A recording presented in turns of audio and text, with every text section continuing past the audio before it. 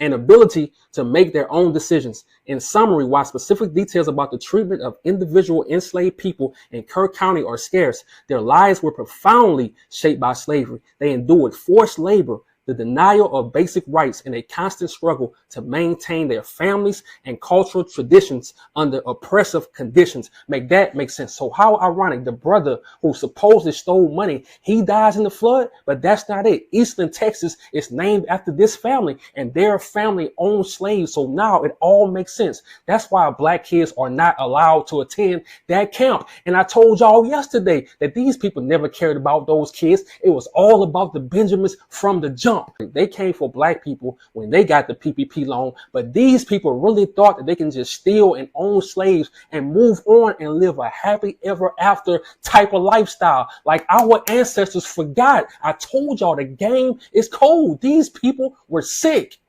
And before I read this, you know what? I don't even have to read. I can speak from the heart. But first of all, rest in peace to those young girls that died in that flood. But those owners knew the history of Kerr County. Those owners knew the history of their family. They knew their family members owned slaves. So that's why no black kids can go to their camp. But they never thought our ancestors would come back and collect the way they did. And let's be real, parts of Kerr County was completely wiped out by that flood. But let's go on to this. Oscarville, Georgia, completely flooded. A black town, black community, completely flooded, and now it's Lake Lanier because of racism, hatred, and jealousy and lies that these people told. And it wasn't just the racist people, it was the whole U.S. Army that helped these people to flood Oscarville, Georgia. I don't see no sympathy. I don't see no outrage. We don't even learn this stuff in school. We got to learn it on our own to make it make sense. Kalijah, Alabama, founded by a former black slave, and these people in that community, these people had their own black-owned railroad. They completely flooded that place, and now it's a lake. Seneca Village in New York City now is Central Park.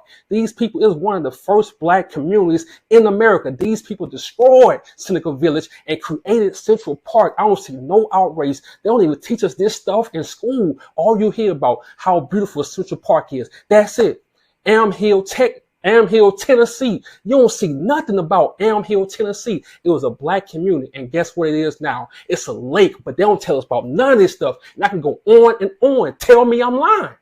But wait, this the wild part. When they flooded and destroyed black communities, it was all on purpose. So even though we have sympathy for these young girls that died in this flood, I need y'all to have that same sympathy, that same care for our elders and our ancestors that lost everything, that died when they was flooded out, when their towns was destroyed.